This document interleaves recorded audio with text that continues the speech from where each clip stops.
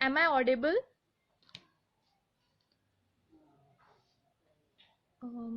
Am I audible to all?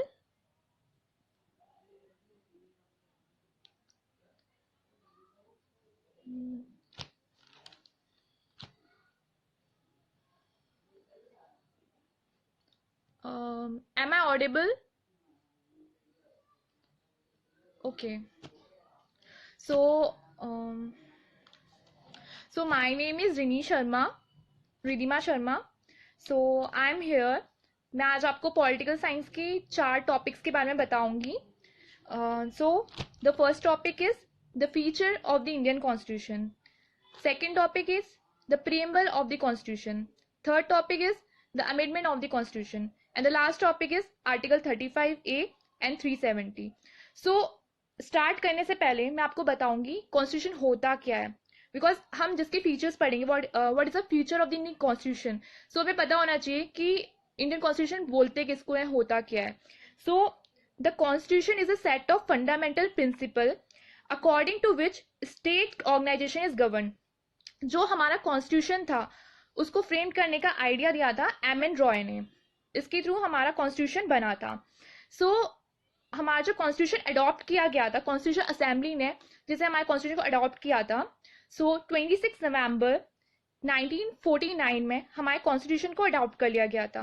But वो force में आया था 26 नवंबर 1950 में. सो अडॉप्ट किया था 26 नवंबर 1949 में एंड वो फोर्स में आया था 26 नवंबर 1950 में. So the father of the Indian constitution बोला जाता है डॉक्टर B.R. अम्बेडकर को. एंड हमारे कॉन्स्टिट्यूशन बनने में 2 ईयर 11 मंथ और 18 डेज का टाइम लगा था. देन हमारा कॉन्स्टिट्यूशन बन गया था. एंड जो हमारे कॉन्स्टिट्यूशन में काफ़ी सारे अमेंडमेंट्स हुए हैं, like 7th amendment, 42nd amendment, 43rd amendment, 73rd amendment, 74th amendment and 97th amendment. काफ़ी सारे अमेंडमेंट हुए. रिसेंटली हुआ है 124 अमेंडमेंट, जिसमें 10% कोटा दिया गया था जनरल कैटेगरी के लोगों को. सो नाउ 42nd अमेंडमेंट काफ़ी इंपॉर्टेंट है बिकॉज वो अमेंडमेंट को मिनी कॉन्स्टिट्यूशन भी बोला जाता है, जिसमें द प्रियम्बल वर्ड हमारे कॉन्स्टिट्यूशन में ज्वाइन किया गया था. 42nd अमेंडमेंट 1976, जिसमें प्रियम्बल वर्ड ज्वाइन किया गया था. सो ये हमने पढ़ा कॉन्स्टिट्यूशन होता क्या है एंड वो कैसे फ्रेम्ड हुआ. नाउ अब हम अपने टॉपिक पे आते हैं, the silent feature of the constitution. So silent feature of the constitution. So हमारा कॉन्स्टिट्यूशन जो है उसका फादर बोला जाता है B.R. अम्बेडकर जी को. So silent feature of the constitution में सबसे इम्पॉर्टेंट फीचर होता है हमारे कॉन्स्टिट्यूशन का लेंथीएस्ट रिटन कॉन्स्टिट्यूशन. हमारा जो इंडिया का कॉन्स्टिट्यूशन है वो काफ़ी लेंथीएस्ट है और रिटन कॉन्स्टिट्यूशन है. Like constitution are classified into written like American constitution और unwritten like a British constitution. Constitution जो इंडिया का कॉन्स्टिट्यूशन है काफ़ी लेंथीएस्ट है लाइक अ रिटन कॉन्स्टिट्यूशन. जितने भी कॉन्स्टिट्यूशन है वर्ल्ड के जो रिटन कॉन्स्टिट्यूशन है उनमें सबसे लेंथीएस्ट कॉन्स्टिट्यूशन जो है हमारे इंडिया का है. एंड उस समय जब इंडिया का कॉन्स्टिट्यूशन बना था 1949 में, तब इसमें 395 आर्टिकल्स थे, ये 22 पार्ट्स थे एंड 8 शेड्यूल्स थे. पर इन प्रेजेंट 2019 में यहाँ पे 448 आर्टिकल्स हैं, 25 पार्ट्स हैं एंड 12 शेड्यूल्स हैं. सो हमारे आर्टिकल में काफ़ी, हमारा जो कॉन्स्टिट्यूशन है उसमें काफ़ी सारे आर्टिकल्स हैं. मतलब the constitution contains not only fundamental principle of governance but also detail administration provision and there are so many articles and so many schedule as compared to other written constitution that does not have that much schedules and that much article that Indian constitution have. So India का constitution काफ़ी ज़्यादा detail में है और काफ़ी ज़्यादा lengthiest constitution है. तो इसका फर्स्ट फ्यूचर आता है कि लेंथीएस्ट और रिटन कॉन्स्टिट्यूशन है. सो अब हम सेकेंड फ्यूचर पे आते हैं. तो सेकेंड फ्यूचर क्या है इसका, drawn from various sources drawn from various sources. तो ये काफ़ी सारे सोर्सेज से बनाया गया है। लाइक इंडियन कॉन्स्टिट्यूशन को हम बोरो बैक भी बोलते हैं, बिकॉज डिफरेंट डिफरेंट कॉन्स्टिट्यूशन से इंडिया ने अपने पे प्रोविजंस वगैरह जो होते हैं लिए हैं। जैसे डॉक्टर B.R. अम्बेडकर ने बोला था, इंडिया का जो कॉन्स्टिट्यूशन है वो उसका जो स्ट्रक्चर है, जो लॉन्गेस्ट स्ट्रक्चर जो है उसका जो इंडिया का 1935 का एक्ट था, उससे हमने इसका स्ट्रक्चर लिया है, जो लॉन्गेस्ट स्ट्रक्चर है। एंड जो फिलोसफिकल एस्पेक्ट हैं ऑफ द कॉन्स्टिट्यूशन के, जैसे directive principle of state policy and the fundamental rights, ये सब जो होते हैं ये हमने लिए अमेरिकन कॉन्स्टिट्यूशन से। और जो उसके पॉलिटिकल एस्पेक्ट होते हैं, जैसे कि जो लेजिस्लेटिव एंड एग्जीक्यूटिव के रिलेशनशिप हो गया, एंड जो कैबिनेट गवर्नेंट हो गई, तो ये सब हमने लिया है ब्रिटिश गवर्नमेंट से। एंड काफ़ी सारे अदर प्रोविजंस जो हैं हमने डिफरेंट डिफरेंट कंट्री के सोर्सेज से लिए, जैसे कनाडा हो गया, ऑस्ट्रेलिया हो गया, USSR हो गया, जो अब रशिया है। सो ये अलग अलग प्रोविजंस जो है ये हमने अलग अलग कंट्री से लिए हैं। तो इसलिए इसको बोला जाता है drawn from various sources, because हमने जब कॉन्स्टिट्यूशन बना है उसमें हमने डिफरेंट डिफरेंट सोर्सेज से डिफरेंट डिफरेंट कंट्रीज के प्रोविजन हमने अपने कॉन्स्टिट्यूशन में इम्प्लीमेंट किए हैं। So that. अब थर्ड फीचर आता है blend of rigidity and flexibility. ये हम कैसे बोल सकते हैं? सो कॉन्स्टिट्यूशन हमारा रिजिड भी होता है, फ्लेक्सिबल भी हो सकता है। क्यों रिजिड इसलिए क्योंकि अमेरिकन कॉन्स्टिट्यूशन लाइक, जैसे कि हमारे कॉन्स्टिट्यूशन में कोई भी अमेंडमेंट करना इतना ईजी नहीं है, तो ये काइंड ऑफ रिजिड भी होता है लाइक अमेरिकन कॉन्स्टिट्यूशन। फ्लेक्सिबल इसलिए होता है कुछ कुछ प्रोविजन में हम अमेंडमेंट कर सकते हैं, चेंजेस ला सकते हैं। तो जैसे फंडामेंटल राइट्स हो गए, कुछ कुछ उसमें हम चेंजेस कर सकते हैं, तो ये फ्लेक्सिबल भी होता है लाइक ब्रिटिश कॉन्स्टिट्यूशन। तो इनमें भी हमने ब्रिटिश कॉन्स्टिट्यूशन और अमेरिकन कॉन्स्टिट्यूशन से हमने चीज़ें ली हैं। सो ये ब्लेंड करता है रिजिडिटी एंड फ्लेक्सिबिलिटी को। एंड हमारा फोर्थ पॉइंट आता है, ये फेडरल और यूनिटरी बाइसेस होते हैं। कैसे फेडरल कैसे होता है? इंडिया की जो हम कॉन्स्टिट्यूशन में हमारी जो गवर्नमेंट है, 2 गवर्नमेंट हमने लिए, सेंटर के पास भी है और स्टेट के पास भी है, ड्यूअल गवर्नमेंट है। हमारे पास जुडिशरी है, इंडिपेंडेंट जुडिशरी है, रिटन कॉन्स्टिट्यूशन है and written division of powers है। तो इससे हमारा जो कॉन्स्टिट्यूशन होता है ये एक तरीके से फेडरल कॉन्स्टिट्यूशन होता है। और रिजिडिटी कैसे होती है? सिंगल सिटीजनशिप है, ठीक है, क्योंकि इंडिया के पास एक ही सिटीजनशिप होती है इंडिया की। जम्मू कश्मीर एंड कुछ माइनॉरिटीज को हमने अलग दे रखा है, पर kind of all over India में हमारे पास एक ही सिटीजनशिप है, इंडियन सिटीजनशिप। आपके पास स्ट्रॉन्ग सेंटर होता है जिसमें मोस्टली पावर सेंटर के पास होती है। जैसे कोई इमरजेंसी लग जाए या कुछ हो जाए तो सारी पावर्स जो होती है सेंटर के हाथ में आ जाती है। सो सेंटर के पास आ जाएगी, तो ये एक तरीके से यूनिटरी हो जाएगा। सो यूनिटरी भी होता है और ये फेडरल भी होता है। तो लाइक इन अमेरिका यहाँ पे फेडरलिज्म होता है, पर अमेरिका में ये डिफरेंट होता है कि वहाँ पे जो फेडरलिज्म है स्टेट के पास अलग अपनी पूरी पावर होती है एंड सेंटर के पास अपनी अलग पूरी पावर होती है। पर इन इंडिया सारी पावर जो होती है सेंटर के हाथ में होती है, पर इन इलेक्शन और इन सम मोटो लाइक सेंटर के पास भी पावर होगी और स्टेट के पास भी पावर होगी, पर सिटीजनशिप जो होती है अपनी इंडिया में एक दी जाती है। तो इसमें फेडरल सिस्टम भी है एंड यूनिटरी सिस्टम भी है। तो इस तरीके से हम बोल सकते हैं तो फेडरल सिस्टम और यूनिटरी सिस्टम इसका एक फ्यूचर है। एंड एक होता है फिफ्थ फ्यूचर, वो होता है parliamentary form of government. Parliamentary form of government होती है लाइक इंडिया का कॉन्स्टिट्यूशन जो है हमने पार्लियामेंट्री फॉर्म जो इसकी अडॉप्ट की है वो ब्रिटिश कॉन्स्टिट्यूशन से हमने की है।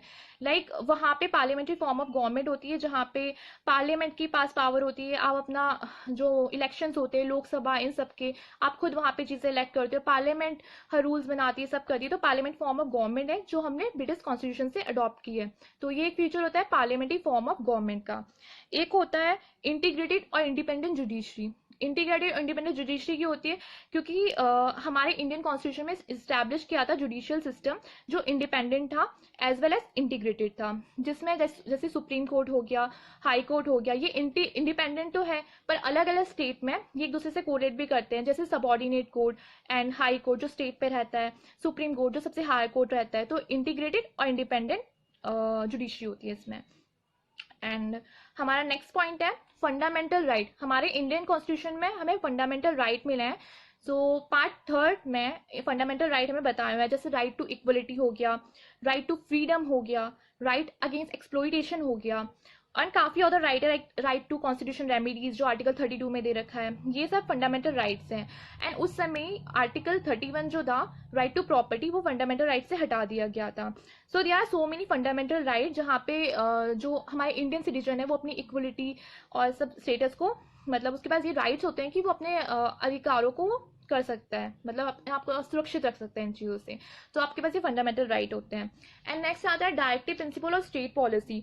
जो डायरेक्टिव प्रिंसिपल स्टेट पॉलिसी है ये पार्ट 4 में बता रखा है, जो डॉक्टर B.R. अम्बेडकर जो जी थे उनने इसको नॉवल फ्यूचर भी बोला है इंडियन कॉन्स्टिट्यूशन का, directive principle of state policy को, जहाँ पे आपको कुछ पॉलिसीज बताई जाती हैं, डायरेक्टिव प्रिंसिपल बताए जाते हैं जो आपको करने पड़ते हैं। ये आपके स्टेट के वेलफेयर के लिए काम करता है, ये किसी इंडिविजुअल के लिए नहीं होता। जैसे फंडामेंटल राइट था वो एक इंडिविजुअल के वेलफेयर के लिए था, एंड ये जो डायरेक्टिव प्रिंसिपल स्टेट पॉलिसी है ये स्टेट के वेलफेयर के लिए होता है, ये नॉन जस्टिसेबल होता है। और जो फंडामेंटल राइट था वो जस्टिसेबल था।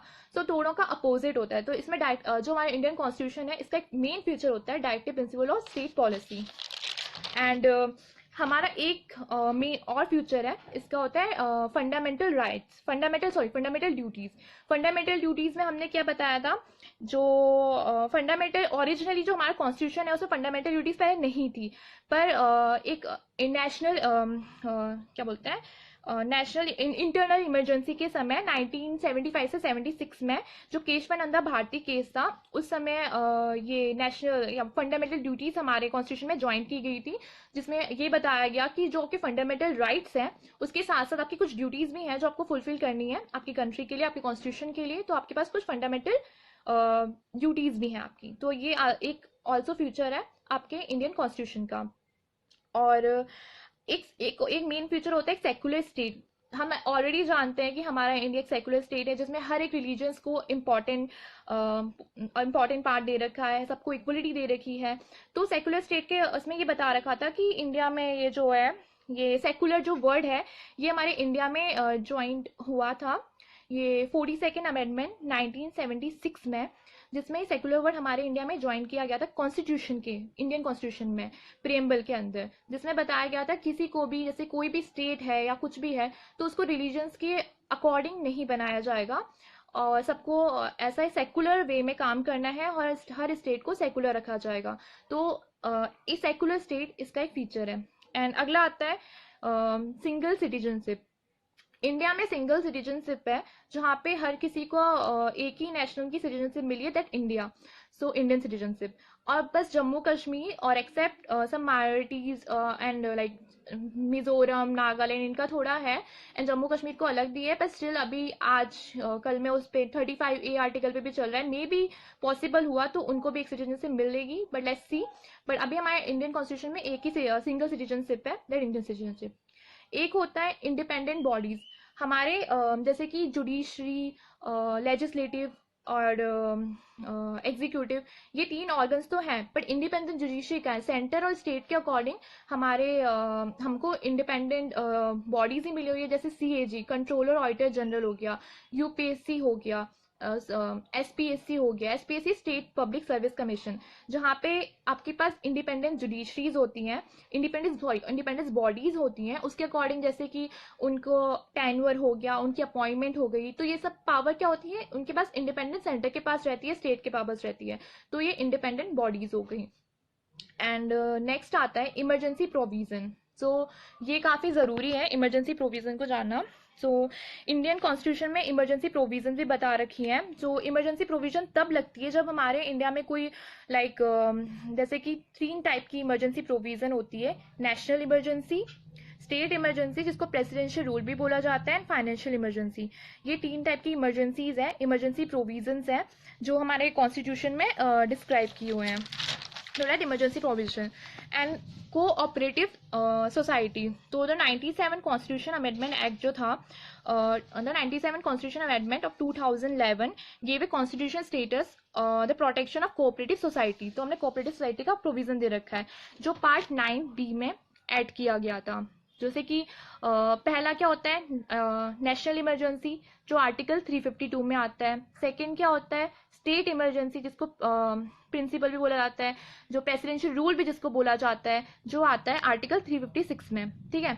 और उसके बाद आता है फाइनेंशियल इमरजेंसी जो आता है 360 में। तो ये सारी अलग अलग इमरजेंसीज हैं और इसका अपना होता है। जब मैं आपको इमरजेंसी प्रोविजंस पढ़ाऊंगी, इमरजेंसी का चैप्टर पढ़ाऊंगी, तो मैं आपको डिटेल में बताऊंगी कि इमरजेंसीज क्या होती है, प्रोविजन को डिस्क्राइब में करके कि कब क्या लगती है। But as a feature of the constitution अभी ये कि इमरजेंसी प्रोविजन होती क्या है और किस किस टाइप की होती है। देन कोऑपरेटिव सोसाइटी, मैंने आपको बताया जो 92nd कॉन्स्टिट्यूशन अमेंडमेंट होता है 2011 का, तब कोऑपरेटिव सोसाइटी हमारे लिए ज्वाइन की गई थी, जिसमें coordination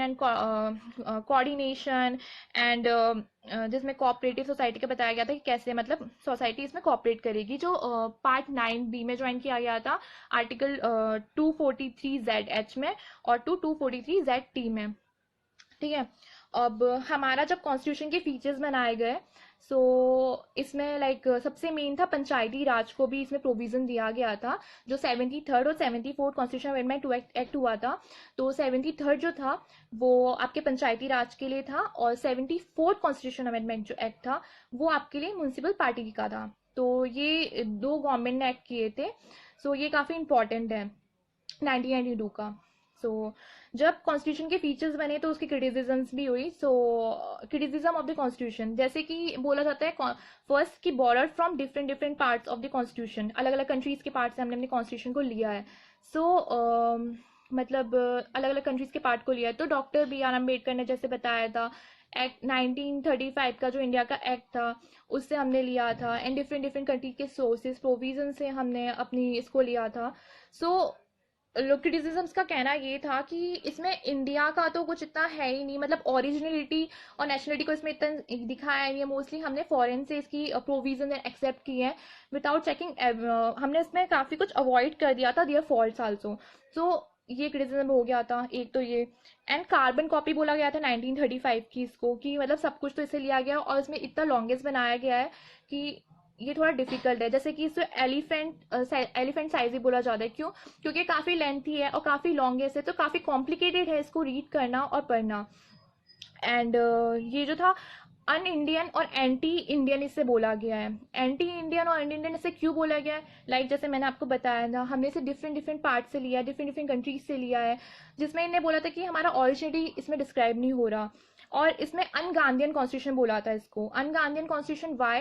because un-Gandhian constitution is like हमने गांधी जी की आइडियोलॉजीज और उनकी जो पॉलिसीज थी वो इसमें नहीं डिस्क्राइब की, नहीं इतना वो किया, तो इसको अनगांधीयन भी बोला गया था। तो ये इसके काफ़ी क्रिटिक्स थे जो उन्होंने मतलब बताए थे।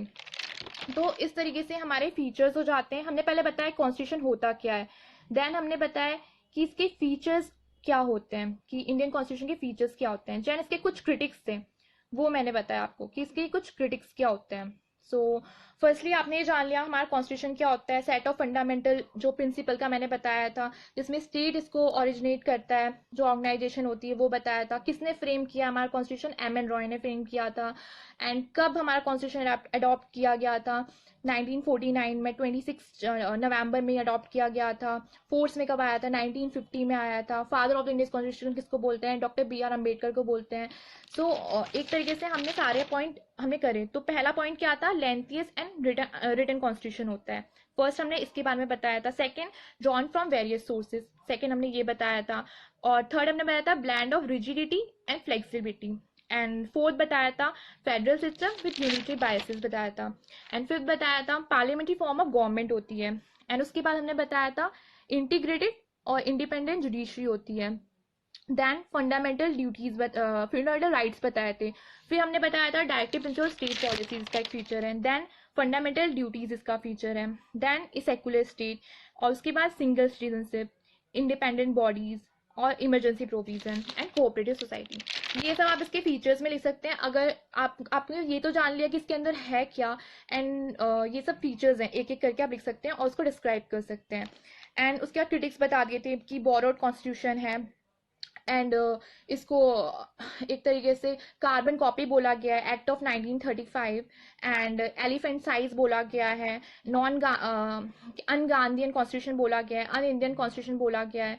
सो ये सब आप क्रिटिक्स में ले सकते हैं feature of the Indian constitution के. एंड जो बाकी मैंने पॉइंट्स बताए थे वो आप डिस्क्राइब करके features of the Indian constitution में लिख सकते हैं. जब आपके क्वेश्चन आता है कि इंडियन कॉन्स्टिट्यूशन है क्या, इसके फीचर्स क्या है, तो आप पहले आप डिस्क्राइब कर दो कि what is Indian constitution, then इसके फीचर्स लिख दो, देन इसके क्रिटिक्स लिख दो. सो ये आपका फर्स्ट चैप्टर जो था the feature of the Indian constitution ये कंप्लीट हो रहा है. तो अब हम आएंगे सेकेंड चैप्टर पे. As we know UPSC mostly हर साल प्रियम्बल से क्वेश्चन देता है. ये यूपीएससी का रिकॉर्ड है कि गारंटी या एटलीस्ट आपको 99% ये रहेगा कि आपको प्रियम्बल से क्वेश्चन आना ही आना है. So preamble is the I think the favourite topic for UPSC. So preamble of the constitution ये जो हमारा सेकेंड चैप्टर है. So the term preamble refer किसको करता है? The term preamble refer to the introduction of the preference of the constitution. जो preamble है ये सबसे मेन इंपॉर्टेंट थिंग है हमारे कॉन्स्टिट्यूशन का. ये उसकी समरी, उसको डिस्क्रिप्टिव वे में उसकी जो समरी है उस चीज़ को, हर चीज़ को बताता है कॉन्स्टिट्यूशन में. जो 42nd अमेंडमेंट एक्ट हुआ था 1976 में, तो उस समय प्रियम्बल में हमारे यहाँ 3 वर्ड ज्वाइन किए गए थे. कौन कौन से 3 वर्ड ज्वाइन किए थे? एक था सोशलिस्टिक, एक था सेकुलर, सोशलिस्टिक, सेकुलर और इंटीग्रिटी. ये 3 वर्ड हमारे कॉन्स्टिट्यूशन में ज्वाइन किए गए थे. सो कॉन्स्टिट्यूशन अमेंडमेंट एक्ट हुआ था तो उसमें एक टेक्स्ट दिया गया था हमारे कॉन्स्टिट्यूशन के लिए. सो उस समय जब केशवानंदा भारती केस हुआ था, 42nd अमेंडमेंट एक्ट जो था, उस समय फंडामेंटल ड्यूटीज भी इसमें ज्वाइन की गई थी, काफ़ी चेंजेस किया गया था. सो प्रियम्बल सबसे मेन थिंग है हमारे कॉन्स्टिट्यूशन का. एक तरीके से इसको बोला जाता है की ऑफ द कॉन्स्टिट्यूशन, एंड काफ़ी थिंकर्स ने इसको कुछ कुछ चीज़ें बोली हैं कि इसको ये बोलते हैं, बोलते हैं. एक काइंड ऑफ बोल सकते हो की ऑफ द कॉन्स्टिट्यूशन हमारा प्रियम्बल है.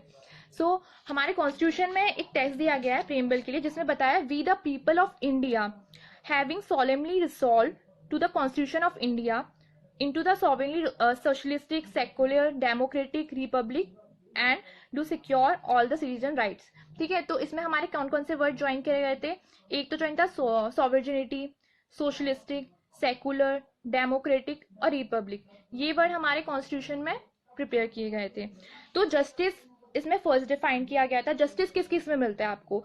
Social, economic and political. तो इसमें आपको जस्टिस मिलता है. तो फर्स्ट जब आप ये लाइन लिखोगे वी द पीपल वाली कंप्लीट करोगे तो उसके बाद आप लिखोगे जस्टिस का. तो जस्टिस किस किस में मिलता है आपको? सोशल, इकोनॉमिक और पॉलिटिकल में आपको जस्टिस मिलता है. एंड देन उसके बाद आता है लिबर्टी. लिबर्टी आपको किस चीज से मिलती है? Liberty of thought, liberty of expression, faith and worship. इससे आपको लिबर्टी मिलती है. सेकेंड आप ये लिख सकते हो.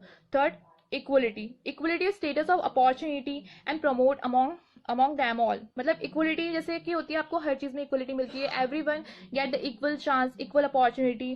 तो ये सब आपकी इक्वलिटी में आ जाएगा. Fraternity assuring the dignity of the individual, जैसे ब्रदरहुड भी बोला जाता है, वो आपकी फ्रेटर्निटी में आ जाएगा. तो ये तो वो टेक्स्ट था जो प्रियम्बल में लिखा हुआ है. Then ingredient of the preamble. तो हमारे प्रियम्बल में 4 इंग्रेडिएंट दिए हुए हैं. सो फर्स्ट इंग्रेडिएंट है source of authority of the constitution. तो प्रियम्बल स्टेट करता है दैट द कॉन्स्टिट्यूशन इज राइव from authority of the people of India. तो जो सोर्स ऑफ कॉन्स्टिट्यूशन है द पीपल ऑफ इंडिया को डिस्क्राइब करता है. तो ये हमारा फर्स्ट इंग्रेडिएंट है. And second nature of the Indian state. तो सेकेंड फीचर है, जो सेकेंड इंग्रेडिएंट है इसका प्रियम्बल का, that is nature of the Indian state है. तो it declares India to be sovereign, socialistic, secular, democratic and republic. ठीक है, तो ये हमारे nature of the Indian state में बताते हैं. तो firstly nature of the state में क्या क्या मैंने बताया है? सॉवरेन, फर्स्टली सॉवरेन आता है, फिर सोशलिस्टिक आता है, फिर सेकुलर आता है, फिर डेमोक्रेटिक आता है, देन रिपब्लिक आता है. रिपब्लिक लास्ट में आता है. एंड थर्ड है ऑब्जेक्टिव ऑफ द कॉन्स्टिट्यूशन. तो कॉन्स्टिट्यूशन का ऑब्जेक्टिव क्या है? तो it specify justice, liberty, equality, fraternity as a objective. तो ऑब्जेक्टिव में क्या क्या आता है? Justice, liberty, equality and fraternity, that is the objective. And date of adoption of the constitution. तो मैंने आपको जैसे बताया था उस समय डेट क्या आती है, ये इसका फोर्थ है इंग्रेडिएंट जिसमें डेट बताई थी. तो it stipulate November 26, 1949 as a date of the constitution जिसमें अडॉप्ट किया गया था. सो ये तो हमारे इंग्रेडिएंट थे, 4 इंग्रेडिएंट थे. तो क्या क्या थे? Source of the authority of the constitution, nature of the Indian state, objective of the constitution and the date adoption of the constitution. तो जैसे बताया इसके बारे में, तो आप ये 4 पॉइंट लिख के इसके बारे में लिख सकते हैं कि इसमें क्या क्या है। देन उसके बाद आता है की वर्ड ऑफ द प्रियम्बल। की वर्ड्स क्या है, इससे काफी एमसीक्यूज भी बनते हैं कि पहला कीवर्ड क्या था, ये कौन से नंबर पे था एंड इसमें क्या था। तो इस रिलेटेड यूपीएससी पे काफी क्वेश्चन पूछता है। तो keyword in the preamble, so keyword of the preamble क्या है। सो सर्टन कीवर्ड दे रखे हैं हमारे इंडियन कॉन्स्टिट्यूशन में। सॉवरेन जो फर्स्ट नंबर पे आता है, then socialistic, then secular, then democratic and then republic. फिर justice, liberty, equality and fraternity आता है। तो नंबर 1 पे क्या है, सॉवरेन, तो इसको आप सॉवरेनिटी भी बोलते हैं। फिर सोशलिस्ट, सोशलिस्ट हो गया। फिर थर्ड पे है सेकुलर हो गया, देन डेमोक्रेटिक हो गया, देन रिपब्लिक हो गया, देन जस्टिस हो गया, फिर लिबर्टी हो गया, इक्वलिटी हो गया एंड फ्रेटर्निटी हो गया। ठीक है, तो ये सब जो होता है ये की वर्ड्स हैं आपके प्रियम्बल में। तो जो आपका सॉवरेन होता है, द वर्ड सॉवरेन इम्प्लीमाइज करता है इंडिया में नाइदर इंडिया है डिपेंडेंसी और ना है डोमिनेंट है। मतलब इंडिया का जो सॉवरेन स्टेट है ये ना किसी पे डिपेंड है ना किसी का डोमिनेंट स्टेट है, जिसे मतलब इसे इंडिपेंडेंट स्टेट है। इंडिया का जो सेंटर होता है, स्टेट होता है, बोथ आर इंडिपेंडेंट बॉडी। तो ये सॉवरेन होता है। सोशलिस्टिक कैसा होता है, the even before the term was added by the 42nd constitution amendment act 1976, the constitution had a socialistic content in the form of certain directive principle state policy. जो directive principle state policies हैं उनमें already socialist word पहले से दे रखा था, कुछ चीजें बता रखी थी। सोशलिस्ट होता है जैसे वेलफेयर ऑफ स्टेट, इससे रिगार्डिंग आप इसको सोशलिस्ट बोल सकते हो। तो इसमें ये वर्ड ज्वाइन किया गया था सोशलिस्टिक। एंड देन आता है सेकुलर। तो सेक्युलर टर्म भी इसमें यूज किया गया था। जैसे इंडिया में हम किसी भी एक रिलीजन को कोई ऐसी पावर या कोई ऐसी राइट्स नहीं देते कि वो उसे स्टेट बनाए या कुछ करे, तो सब आपके सेकुलर है, चाहे वो क्रिश्चियन हो चाहे मुस्लिम हो। तो सेकुलर वर्ड इसमें ज्वाइन किया गया था, that is secular. That third point. First था मैंने बताया था sovereign, then socialistic, then secular. उसके बाद आता है डेमोक्रेटिक। डेमोक्रेटिक जो होता है आपका, जैसे कि आप इंडिपेंडेंट हो, आप डेमोक्रेसी में रह रहे हो, आपकी इंडिया कंट्री जो है डेमोक्रेसी है, तो डेमोक्रेसी वर्ड इसमें यूज किया गया था। ठीक है, प्रियम्बल में लिया गया था। और जैसे कि 2 टाइप ऑफ डेमोक्रेसी होती है, एक तो डायरेक्ट डेमोक्रेसी होती है और एक इनडायरेक्ट डेमोक्रेसी होती है। एंड रिपब्लिक, जो रिपब्लिक टर्म हमारे इसमें यूज किया गया था, ये 5th है रिपब्लिक। जैसे कि आप अपना प्रेसिडेंट होता है जो वो रिपब्लिक है, मतलब वो जो होता है इलेक्टेड हेड होता है कॉल प्रेसिडेंट। तो इस इलेक्टेड हेड हमारे इसमें है, तो ये एक रिपब्लिक हमारी कंट्री भी है। तो इसमें रिपब्लिक वर्ड भी हमारे इसमें कीवर्ड्स में ज्वाइन किया गया था, that's Republic. And justice, justice जो प्रियम्बल है इसमें सोशल, इकोनॉमिक और पॉलिटिकल जस्टिस डिस्क्राइब किया हुआ है। जैसे हमने प्रियम्बल के टेक्स्ट में पढ़ा था कि आपको जस्टिस किससे मिलता है, सोशल, इकोनॉमिक और पॉलिटिकल। तो इसमें आप जस्टिस को डिस्क्राइब कर सकते हो इन 3 वर्ड्स से। ठीक है, तो दैट्स जस्टिस। तो उसके बाद आता है लिबर्टी। जैसे कि लिबर्टी आपको क्या देखा है, liberty of thought, expression, belief, faith, ये सब आपके लिबर्टी में आ जाता है। तो दैट्स लिबर्टी। तो ये एक पॉइंट है लिबर्टी का। उसके बाद आता है इक्वलिटी। इक्वलिटी में equality of job, equality of rights and everything in equality आपको इंडिया में प्रोवाइड की गई, तो आप इक्वलिटी के बारे में लिख सकते हो, दैट इक्वलिटी। फ्रेटर्निटी, जिसमें इंडिया में ब्रदरहुड, जिसको ब्रदरहुड भी बोलते हैं, तो इंडिया में ये सिंगल सिटीजनशिप है जिसे फ्रेटर्निटी को डिस्क्राइब किया जाता है, तो डेट फ्रेटर्निटी। तो ये फ्रेटर्निटी हो गया। तो सिग्निफिकेंस ऑफ द प्रियम्बल जो है वो बेसिक फिलॉसफी और फंडामेंटल वैल्यूज, जैसे पॉलिटिकल हो गई, मॉरल हो गई, रिलीजियस हो गई, ऑफ द कॉन्स्टिट्यूशन पे बेस्ड है। तो ये हमारी फिलॉसफी पे बेस्ड होता है। फिलॉसफी जैसे मॉरल वैल्यूज हो जाना, पॉलिटिकल जो चीज़ें होती है, पॉलिटिकल फिलॉसफी होना एंड फंडामेंटल वैल्यूज होना, तो इस सब पे ये जो हमारा प्रियम्बल है it's totally based on that. तो ये सिग्निफिकेंस एक तरीके से हमारे क्या बोलते हैं प्रियम्बल का। जो हमारा प्रियम्बल था, as we know that preamble हमारा अमेंड किया गया था, पहले से बताया था आपको, फिर बता रही हूँ। प्रियम्बल हमारा अमेंड हुआ था 42nd कॉन्स्टिट्यूशन अमेंडमेंट एक्ट 1976 के उसमें। ठीक है, तो जिसमें 3 वर्ड ज्वाइन किए गए थे, सोशलिस्टिक, सेकुलर एंड इंटीग्रिटी। तो ये हमारा प्रियम्बल था, जिसमें हमने ये आपको बताया कि प्रियम्बल है क्या, इसके टेक्स्ट क्या है प्रियम्बल के, इसकी इंग्रेडिएंट क्या है, इसके कीवर्ड्स क्या है। तो ये आपके प्रियम्बल में आता है। आपको प्रियम्बल में मेन चीज़ आपको पढ़ना क्या है, आपसे कोई पूछे प्रियम्बल है क्या, तो आप बता सकते हो कि प्रियम्बल आपका है क्या। इसमें 3 वर्ड्स आपके उस समय 42nd अमेंडमेंट 1976 में ज्वाइन किए गए थे। और जैसे अमेरिका में भी पहले प्रेम्बल था, तो उसको देख के हमारे इंडिया में प्रेम्बल से बना था। और इसमें 42nd अमेंडमेंट में 3 वर्ड्स ज्वाइन किए गए। इसके की वर्ड्स क्या है, इसमें पहले क्या था, पहले क्या नहीं, जो 3 वर्ड बाद में ज्वाइन किए थे वो कौन से थे। तो इससे अगर आपके यूपीएससी में अगर एमसीक्यूज भी बनते तो आपको डिफाइन रहेगा, ये चीज़ रहेगी कि हाँ प्रेम्बल ये है, इसमें 3 वर्ड्स आपके बाद में जुड़े हैं और इसमें क्या क्या आपको पढ़ना है। तो that's called preamble of the constitution. Now again next topic is amendment of the constitution. तो हमें सबको पता है कि इंडिया में अमेंडमेंट करते हैं तो इट्स नॉट इजी कुछ चीज़ों पे, बट कुछ चीज़ों पे इजी भी होता है। तो हमारा amendment of the constitution is possible only in article 368। तो 368 पार्ट 368 में आपको बता रखा है कॉन्स्टिट्यूशन डील करता है अमेंडमेंट, मतलब पावर देते हैं पार्लियामेंट को to do amendment in the constitution, वो आर्टिकल 368 में आता है।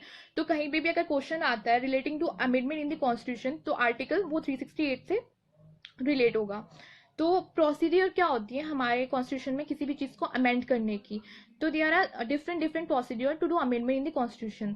जैसे कि फर्स्ट आप ले सकते हो कि कोई भी, जैसे कि बिल होता है, तो अमेंडमेंट के लिए कोई भी बिल इंट्रोड्यूस होता है, प्रपोज होता है either house of parliament but not in state legislature. तो हाउस ऑफ पार्लियामेंट में अगर वो बिल इंट्रोड्यूस हुआ है और नॉट इन स्टेट लेजिस्लेचर तो एक बार होता है कि उसको अमेंड कर सकते हैं। और सेकेंड होता है the bill can be introduce either bye minister और बाय प्राइवेट मिनिस्टर। जैसे कि कोई भी ऑर्डिनरी लॉ बनता है जिसमें आपको प्रेसिडेंट की अप्रूवल नहीं ज़रूरत होती, तो वो ऑर्डिनरी लॉ होता है। तो उसी तरीके से जब कोई भी बिल होता है तो वो इंट्रोड्यूस होता है either minister or private member, तो does not require permission of the president. तो इस तरीके से भी एक चीज़ अमेंड होती है। और एक होता है जहाँ पे आपको लेजिस्लेचर दोनों हाउसेस की अप्रूवल की ज़रूरत होती है, जिसमें 50% आपको एटलीस्ट वोट की ज़रूरत होगी एंड 2/3 मेजॉरिटी होना चाहिए, जिसको स्पेशल मेजॉरिटी बोलते हैं, वो होनी कंपलसरी है। तो उससे आप अपना कॉन्स्टिट्यूशन में अमेंड कर सकते हैं। उसमें आपको दोनों हाउसों के एटलीस्ट 50% मेंबर उसमें आप मतलब हो वहाँ पे, और आपको 2/3 मेजॉरिटी से वोट मिले, तो उसके बाद आप अमेंडमेंट कर सकते हैं। एंड देन उसके बाद होता है अगर दोनों हाउसेज में कोई कॉन्फ्लिक्ट होता है तो बोथ हाउसेज में सेपरेटली वोटिंग की जा जाती है। जैसे कि each house must pass the bill separately. जैसे कि अगर लोकसभा और राज्यसभा में वो चीज़ एक दूसरे से सहमति नहीं करते देन तो। एंड एक होता है जैसे कि जो कॉन्स्टिट्यूशन अमेंडमेंट एक्ट करते हैं, तो अगर वो बोथ हाउसेज से पास कर देते हैं उस अमेंडमेंट को, मतलब उस बिल को, पर जो प्रेसिडेंट होता है उसके असेंट की हमें ज़रूरत होती है, तभी वो बिल एक कॉन्स्टिट्यूशन अमेंडमेंट एक्ट बन सकता है। Without the sign of president, और जब उसको असेंट नहीं बनाता प्रेसिडेंट तो वह एक्ट नहीं बन सकता। तो प्रेसिडेंट के असेंट की ज़रूरत होती है। अगर वो बिल जो है दोनों हाउसेज से पास कर दिया गया है, लोकसभा राज्यसभा दोनों से अप्रूव हो चुका है, पर प्रेसिडेंट उसको इग्नोर नहीं, सॉरी, प्रेसिडेंट उसको मतलब नहीं आगे बढ़ाता या वापस भेज देता है, तो वो अमेंडमेंट एक्ट जो है वो, या बिल, सॉरी, वो जो बिल जो है वो दोबारा पार्लियामेंट में जाएगा और दोबारा उसको मतलब रीड किया जाएगा, दोबारा उस पर चीज़ें करी जाएंगी, तो वो बिल तब तक पास नहीं होगा।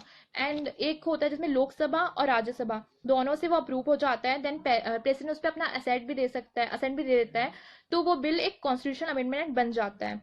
सो रिसेंटली जैसे हमने देखा था जो 10% कोटा का जो बना था आर्टिकल, जो 124 अमेंडमेंट एक्ट जो हुआ था, जिसमें पहले क्या हुआ, राज्यसभा पे जाता है बिल, राज्यसभा वैसे अप्रूव करती है, देन वो लोकसभा में जाता है, फिर उसके बाद प्रेसिडेंट के असेंट मिलते हैं, देन वो जो है वो जो बिल है वो एक एक्ट बनता है, दैट्स कॉन्स्टिट्यूशन अमेंडमेंट एक्ट। तो इसको हम कॉन्स्टिट्यूशन अमेंडमेंट एक्ट बोलते हैं, ठीक है। तो मैंने आपको क्या बताया था, जो आर्टिकल 368 है वो डिस्क्राइब करता है कॉन्स्टिट्यूशन अमेंडमेंट एक्ट को। वो 3 टाइप्स के होते हैं। एक तो होता है amendment bye simple majority of the parliament, जिसमें पार्लियामेंट की जरूरत होती है, आपको राज्यसभा का उस बिल में अप्रूवल नहीं चाहिए होता, तो पार्लियामेंट के उससे बन जाता है। और एक होता है अमेंडमेंट बाय सही सिंपल मेजॉरिटीज, लाइक जहाँ पे जैसे कि मैंने आपको सेकेंड पॉइंट में बताया था, बिल इंट्रोड्यूस होता है either minister or private member does not require prior permission of the president, तो it's just like a simple majority जहाँ पे मेजॉरिटी हो जाती है। स्पेशल मेजॉरिटी जहाँ पे आपको 2/3 मेजॉरिटी चाहिए होती है, 50% वोटिंग, एटलीस्ट 50% आपको वोट चाहिए ही होते हैं, 2/3 मेजॉरिटी की जरूरत होती ही है। So it's a special majority. And जो होता है amendment by special majority of the parliament and the ratification of the half of the state legislature, जिसमें half of the state legislature के लिए चाहिए भी होता है, मतलब उनके वोट भी चाहिए होते हैं स्टेट के, एंड द लोकसभा के भी चाहिए होते हैं। देन जो प्रेसिडेंट उसमें असेंट देता है एंड उसे मतलब देन अप्रूव होता है वो चीज़, तो उसमें अमेंडमेंट एक्ट हुआ जाता है। तो ये आता है, ऐसे आपकी प्रोसीजर चलता है कोई भी कॉन्स्टिट्यूशन में अमेंडमेंट करने का, किसी भी एक्ट को बनाने का। तो that is the amendment of the constitution, जो आर्टिकल 365 में बताया है, 368 में उसमें कॉन्स्टिट्यूशन में बताया गया है आपको। एंड उसका प्रोसीजर मैंने आपको बता दिया कैसे कैसे होता है, स्पेशल मेजोरिटी से, सिंपल मेजोरिटी से, ये सब। तो ये सब ये आपको मैंने बता दिया है कि अमेंडमेंट एक्ट होता क्या है। Now the last topic is article 35A and 370। जैसे हमने सबने देखा है कि आर्टिकल आजकल हर रोज न्यूज में आ रहा है, एवरी डे आपको कॉन्स्टिट्यूशन में मतलब हमारे चेंजेस लाने की बात करें कि इसमें अमेंड किया जाए आर्टिकल 35A और 370 में। तो I will tell you that कि अगर 35A में अमेंडमेंट किया जाता है, उसमें चेंजेस लाए जाते हैं, तो ऑटोमेटिकली 370 भी अपने आप हट जाएगा। तो ऐसा कुछ नहीं है कि 35A में अमेंडमेंट करेंगे तो 370 में अलग से करना पड़ेगा, क्योंकि दोनों एक ही हैं। तो अगर 35A में अमेंडमेंट होता है तो 370 में भी हो जाएगा। तो हम इस टॉपिक को स्टार्ट करते हैं, article 35A and 370। So article 35A और तो 370 है। Article 370 part 21 of the constitution में डिस्क्राइब है। तो ये जो है जम्मू कश्मीर को स्पेशल स्टेटस देता है, आर्टिकल 370 और 35A। तो जैसे हम जानते हैं जम्मू कश्मीर एक ऑटोनॉमस स्टेट है।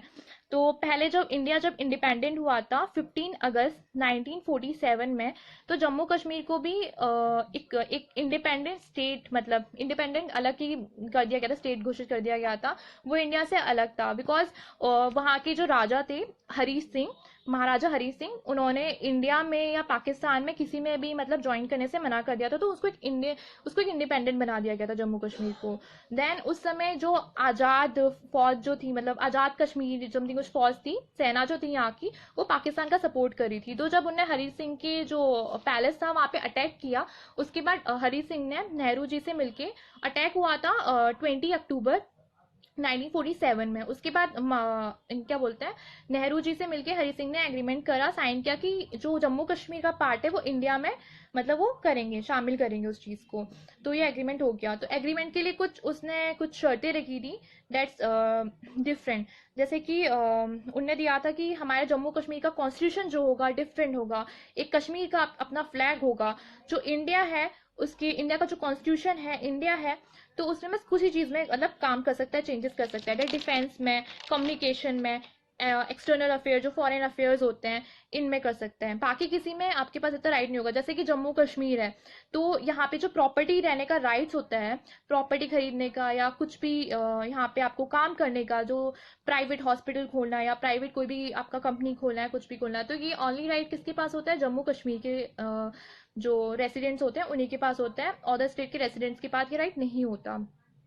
एंड देन ये जो 42 मतलब सॉरी, ये जो 370 आर्टिकल ये उस समय बना था इन चीज़ों को लेके कि जम्मू कश्मीर का एक अपना कॉन्स्टिट्यूशन होगा।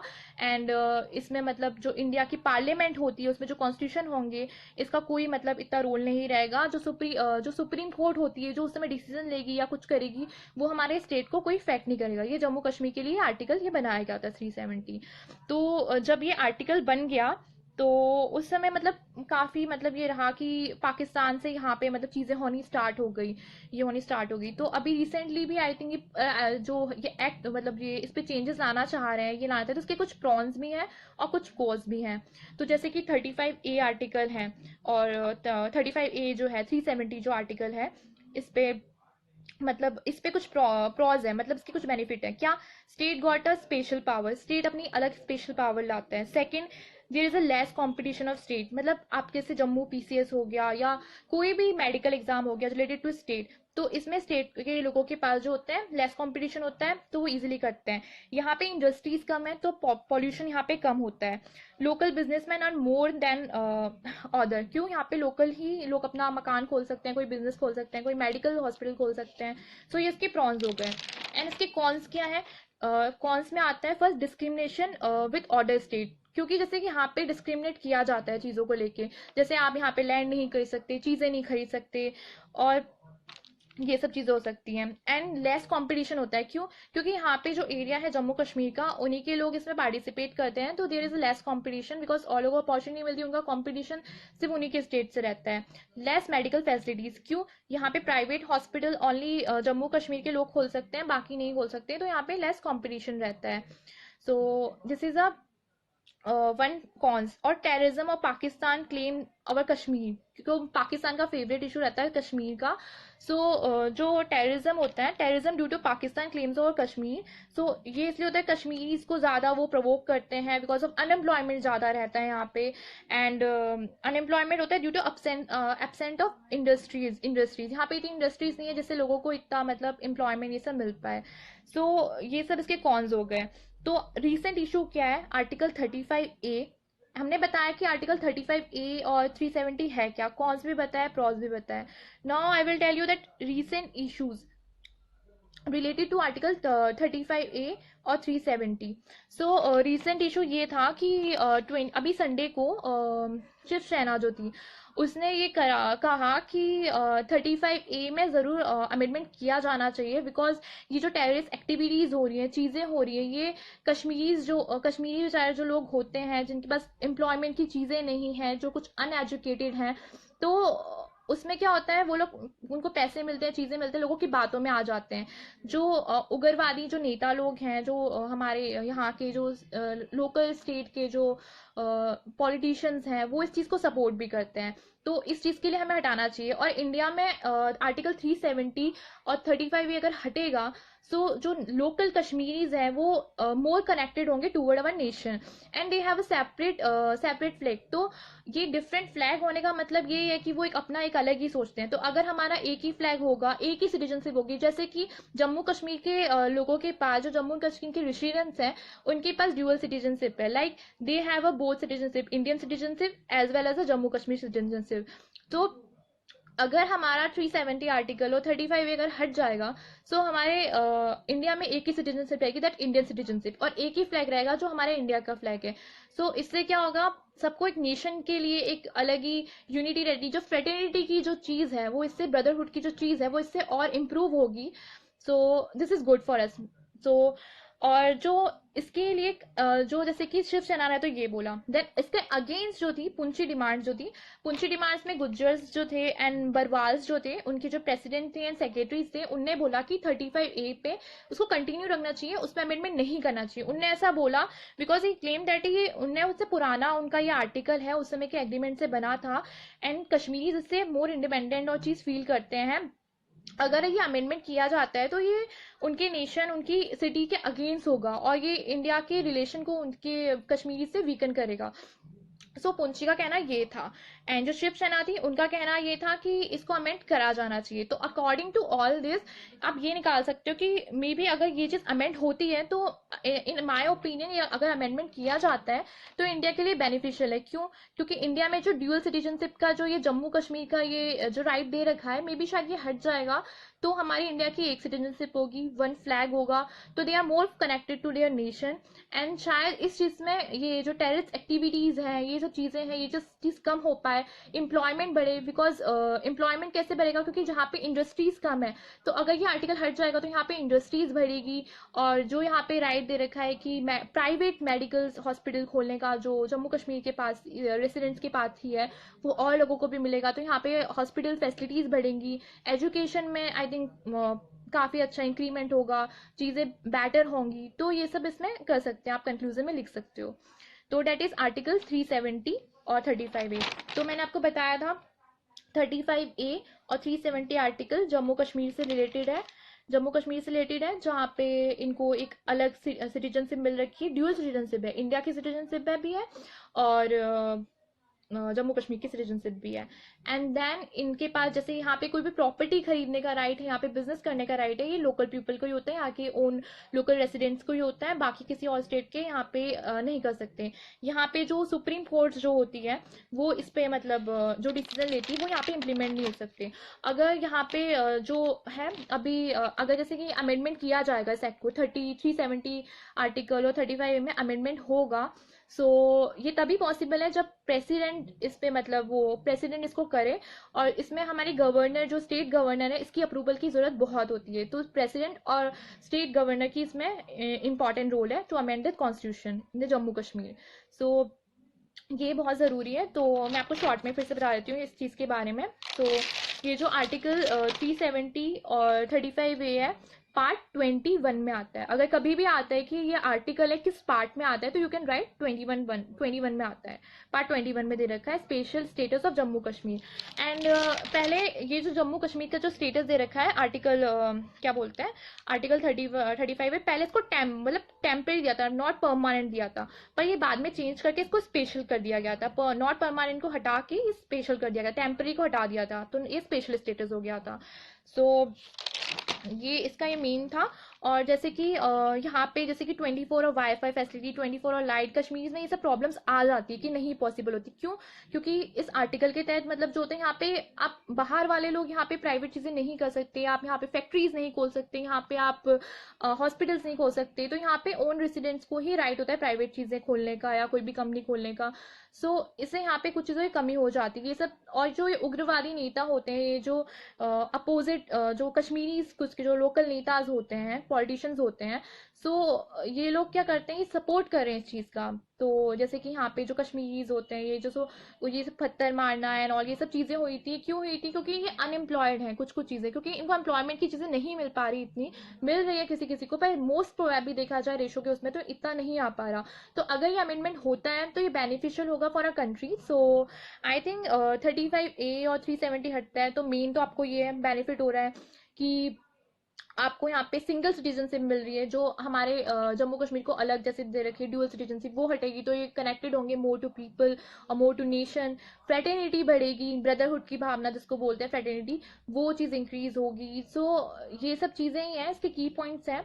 तो आप ये लिख सकते हो आर्टिकल 35A और 370 में। सो आप बता सकते हो मेन पॉइंट, फर्स्ट पॉइंट आप लिख सकते हो 35A और 370 जो आर्टिकल है ये जम्मू कश्मीर से रिलेटेड है, पार्ट 21 में आता है। और इसमें जो है जो राजा हरि सिंह जो यहाँ के राजा थे, 15 अगस्त 1947 में ये इंडिपेंडेंट स्टेट था, पर ये 20 अक्टूबर 1947 में ये इंडिया में मर्ज हो गया था। जैसे में उस समय जो यहाँ पे इन्हें फायरिंग एंड ऑल की थी पैलेस में, आज़ाद फोर्स इन सब ने, पाकिस्तान ने, तो उस समय राजा हरि सिंह ने मतलब डील करी थी, एग्रीमेंट साइन किया था नेहरू जी के साथ। तो उसके बाद ये क्या बोलते हैं, ये इंडिया में मर्ज हो गया था, पर इसका एक अलग कॉन्स्टिट्यूशन था, अलग राइट्स थे। राइट्स में मैंने आपको बताया था इनके पास ड्यूअल सिटीजनशिप होती है, इनका कॉन्स्टिट्यूशन कभी अमेंड नहीं हो सकता उस समय जब ये डील की गई थी। और यहाँ पे कोई प्रॉपर्टी नहीं खरीद सकता, यहाँ पे कोई प्राइवेट कंपनीज नहीं खोल सकता। एंड जैसे कि यहाँ पे जो टैक्सेस लगते हैं, जैसे कि बाहर हमारा जो राइस होता है वो महंगा होता है, और यहाँ पे 1 रुपए किलो, 2 रुपए किलो ऐसे भी चीज़ें मिलती हैं कश्मीर के साइड में। आपकी इलेक्ट्रिसिटी बिल्स कम होते हैं, बट यहाँ पे क्या होता है कंपटीशन, जैसे जम्मू PCS हो गया और चीज़ें हो गई, इसमें लोकल लोग ही इसमें मतलब पार्टिसिपेट कर सकते हैं। तो यहाँ पे लेस कंपटीशन, अगर कंपटीशन बढ़ेगा तो लोग उस हिसाब से बढ़ेंगे। इंडस्ट्रीज कम है, ठीक है, मानते हैं यहाँ पे पॉल्यूशन कम होगा, but in the other base आप देख सकते हो इंडस्ट्रीज कम होने के चक्कर में यहाँ पे एम्प्लॉयमेंट्स वगैरह ये चीज़ों की थोड़ी दिक्कत हो रही है, तो वो चीज़ बढ़ेगी। तो उससे आपको मतलब 370 आर्टिकल और 35 में अमेंड होने के प्रॉफिट्स भी हैं और कुछ लॉस है। सो आई थिंक इसको अमेंड करना चाहिए। बाकी अब देखो अभी आज की न्यूज़ में ये बताया गया था कि 26 फरवरी से लेके 27 तक सुप्रीम कोर्ट इसका रिजल्ट देगी, बिकॉज आज आने वाला था बट वो डिले हो गया। सो अभी 35A में अमेंडमेंट होता है नहीं होता है, ये आपको 26 फरवरी या 27 तक आपको न्यूज़ में पता चलेगा। सो जो शिवसेना है, जो इंडियन बीजेपीज हैं, बीजेपी की गवर्नमेंट है, ये इसको सपोर्ट करिए कि हाँ इसमें अमेंडमेंट होना चाहिए, बिकॉज टेररिज्म की एक्टिविटीज़ जो बढ़ रही हैं इसकी वजह से बढ़ रही है कि कश्मीरीज को, जो अनएम्प्लॉयड कश्मीरीज है जिनके पैसा नहीं है, खाने के पैसे नहीं हो पा रहे, तो वो गलत तरीके से जो लोग उनको पैसे देते हैं तो उसमें सपोर्ट कर देती हैं। तो इसमें अमेंडमेंट की ज़रूरत तो है ही। बाकी जैसे कि नेताज हैं, जो कुछ उग्रवादी नेता हैं, जो लोकल नेता हैं यहाँ के कश्मीर के, वो अपोज कर रहे हैं। तो ये सब आता है कि 370 और 35 आर्टिकल है क्या, इसमें ये क्यों बना था और ये कब बना था, ये उस समय ये कैसे बना था, एंड इसके प्रॉन्स क्या है, इसके कॉस्ट क्या है, एंड इसका रिजल्ट क्या हो सकता है, ये मैंने आपको बताया कि 35A एंड 370 आर्टिकल क्या है। तो फर्स्टली मैंने आपको बताया था कि कॉन्स्टिट्यूशन क्या है, इसके साइलेंट फीचर्स क्या है। तो जैसे हमने बताया था कॉन्स्टिट्यूशन के बारे में, साइलेंट फीचर्स बताए थे पॉइंट टू पॉइंट की लेंथियस्ट कॉन्स्टिट्यूशन है, ये लेंथियस्ट कॉन्स्टिट्यूशन है, रिटन कॉन्स्टिट्यूशन है। इसको मिनी कॉन्स्टिट्यूशन याद रखना, 42nd अमेंडमेंट एक्ट जो 1976 का था, the 42nd constitution amendment act 1976 is called the mini constitution, जो जैसे डॉक्टर अंबेडकर ने इसको बोला था। और जैसे मैंने आपको प्रियम्बल के बारे में बताया गया था, प्रियम्बल जो था ये the key of the constitution is called the preamble, तो की ऑफ द कॉन्स्टिट्यूशन आपको प्रियम्बल बताया गया था। एंड प्रियम्बल में 42nd अमेंडमेंट एक्ट में 1976 में 3 वर्ड ज्वाइन किए गए थे, socialistic secular, socialistic, secular and integrity, ये 3 वर्ड ज्वाइन किए थे। इन 3 वर्ड्स को अच्छे से याद कर लेना, because is the key word of the constitution. And इसमें काफी सारे की वर्ड थे, जैसे मैंने आपको बताया था इक्वलिटी, फ्रेटर्निटी, जस्टिस, ये सब इसमें आता है। तो ये आपका प्रीएम्बल ऑफ द कॉन्स्टिट्यूशन है। एंड इन अदर साइड आपको मैंने बताया था amendment of the constitution. Amendment मैंने आपको बताई थी 368 के, उसमें आप अमेंडमेंट कर सकते हो कॉन्स्टिट्यूशन में। सो इसका प्रोसीजर मैंने आपको बताया था कि सिंपल मेजॉरिटी, स्पेशल मेजॉरिटी, ये सब मैंने आपको बताया था कि कैसे अमेंडमेंट कर सकते हो। तो ये आपके अमेंडमेंट ऑफ द कॉन्स्टिट्यूशन थे।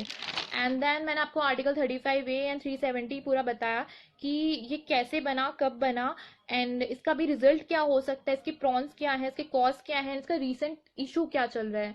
एंड डैम श्योर है कि मोस्ट प्रोबेबली 35A और 370 आर्टिकल आपके यूपीएससी में प्री में कवर करेगा, नहीं तो मेंस में तो करेगा ही करेगा ये, क्योंकि रीसेंट इशू चल रहा है एंड ये काफी इंपॉर्टेंट है। And the preamble is also very important. जो आपने जान लिया कि कॉन्स्टिट्यूशन क्या है, कॉन्स्टिट्यूशन के फीचर्स क्या है, सो आप प्रीएम्बल को जान चुके हो, कॉन्स्टिट्यूशन के फीचर्स को जान चुके हो, कॉन्स्टिट्यूशन जान चुके हो कि है क्या, आर्टिकल 35A 370 जान चुके हो।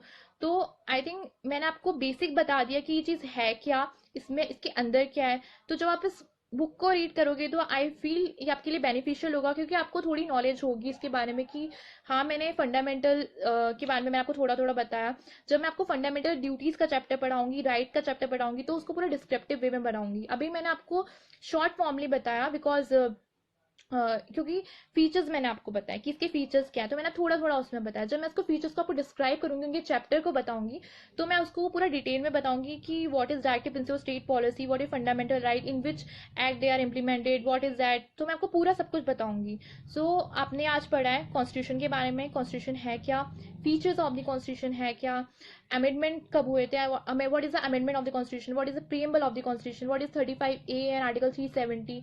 सो आई विश ये सेशन आपके लिए थोड़ा हेल्पफुल रहा हो। ये मेरा फर्स्ट सेशन है, सो मे बी मैंने जल्दी बोला और जो बोला, बट मैं जितना में से हो पाया मैंने आपको बताया है। सो आप मेरा वीडियो देखो, और जो जो मैंने चीज़ें बताई हैं, कुछ की पॉइंट्स मैंने बताए, कुछ पॉइंट्स मैंने बताए हैं, सो आप उसको नोट करो। जो आप ये चैप्टर पढ़ोगे तो ये आपके लिए बहुत बेनिफिशियल होगा। और ये एक बुक है लक्ष्मीकांत करके, सो आप ये पॉलिटिकल साइंस के लिए प्रेफर कर सकते हो। मैंने इसी से इसके कुछ की पॉइंट्स लिखे थे, एंड मेरे कुछ नोट्स हैं, मैं आपको सेंड कर दूंगी, अगर पॉसिबल हुआ तो यूपीएससी गाइड आपको सेंड कर देगी। सो ये ही कुछ पॉइंट्स हैं इंडियन कॉन्स्टिट्यूशन के। एंड लक्ष्मीकांत बहुत ज़रूरी है, मैंने आपको कुछ की पॉइंट्स बताए हैं, कुछ इसके फीचर्स बताए हैं, आपको शॉर्ट में आपको पूरा डिस्क्राइब किया है कि इस चैप्टर में है क्या, आप इससे क्या पढ़ सकते हो और क्या क्या इंपॉर्टेंट है।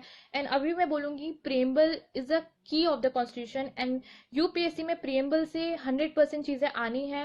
प्रीएम्बल के बारे में आपको शॉर्ट फॉर्म में डिस्क्राइब किया है, 42nd अमेंडमेंट 1976, आप इसे बहुत अच्छे से पढ़िएगा, बिकॉज ये बहुत ज़रूरी है। तो अभी मैंने जो पॉइंट बताया, आप जब लक्ष्मीकांत में प्रीएम्बल चैप्टर पढ़ोगे, या आप यूट्यूब पे भी जब ये चैप्टर पढ़ोगे, लक्ष्मीकांत के जो सोर्सेज हैं उनसे चीज़ें पढ़ोगे, तो ये आपके लिए बहुत बेनिफिशियल रहेगा। And for UPSC Laxmikanth is very important.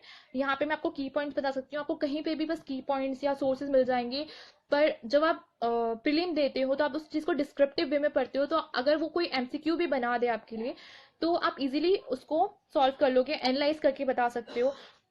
तो आई थिंक आप ये बुक जरूर रीड करिएगा लक्ष्मीकांत।